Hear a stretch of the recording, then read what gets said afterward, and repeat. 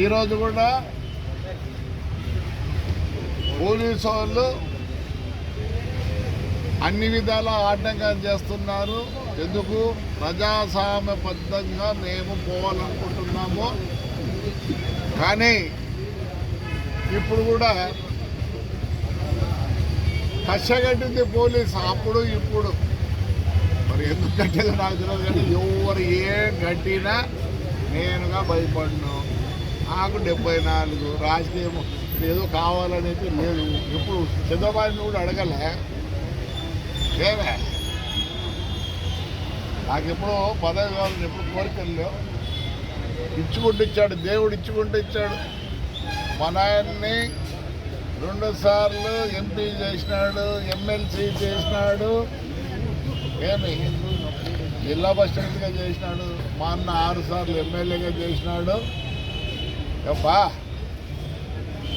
ఒకసారి ఎంపీగా చేసినాడు. తాడిపత్రి ప్రజలు నేను ఇప్పుడు వాళ్ళకు దాసోహము. నాకైతే 5 సార్లు మున్సిపల్ చైర్మన్ చేసినారు, ఒకసారి ఎమ్మెల్యే చేసినారు. ఇప్పుడు నా కుమారుడిని చేసినారు. ప్రజాస్వామ్యము కూనే అవుతుంది. దీనికంతా కారకుడు పోలీసు వాళ్ళు. అప్పుడు 5 ఏళ్ళు వాళ్ళే, ఇప్పుడు కూడా వీళ్ళే. మరి నాకు అర్థం కాలే, నేను వేరే ఏం అడగలే. హైకోర్టు ఆర్డర్ ప్రకారము పెట్టమంటే కేసులు నిన్న పెట్టినాం, ఈ ముందు పెట్టినాం. మరి ఎందుకు ఆయనకు సపోర్ట్ చేస్తారో చాలా అదైతే లేదు. ఏం పీకుతారు? ఏం పీకుతారు? దగ్గర పదవి కాదు. ఈ ఊరు ప్రజలకు సేవ చేయాలనుకుంటానా, నాకు వేరే కోరిక లేదు. నా కొడుకు ఎమ్మెల్యే లేకపోయినా ఏం కాదు. రాజకీయ జీవితంలో ఉన్నా. మా బావ 9 సార్లు ఎమ్మెల్యే, నా బావడిది 6 సార్లు ఎమ్మెల్యే. అన్నీ చూసినాము, ప్రజల కోసమే ఉన్నాం. నేను జైల్లో ఉన్నా, నా ప్రజలు గెలిపించినారు. ఇదంతా కారణము ఇక్కడ ఎస్పీ గారు, సిఐలు, ఎస్ఐలే కారణం దీనికంతా. ఇప్పుడు కూడా కష్టగట్టింది పోలీసు అప్పుడు ఇప్పుడు.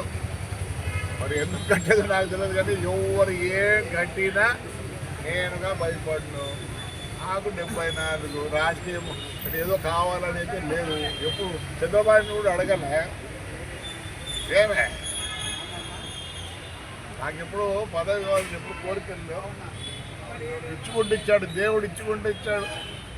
మా నాయన్ని 2 సార్లు ఎంపీ చేసినాడు, ఎమ్మెల్సీ చేసినాడు, ఏమి జిల్లా పరిషత్గా చేసినాడు. మా అన్న 6 సార్లు ఎమ్మెల్యేగా చేసినాడు. అబ్బా ఒకసారి ఎంపీగా చేసినాడు. తాడిపత్రి ప్రజలు మేము ఇప్పుడు వాళ్ళకు దాసోహము. నాకైతే 5 సార్లు మున్సిపల్ చైర్మన్ చేసినారు.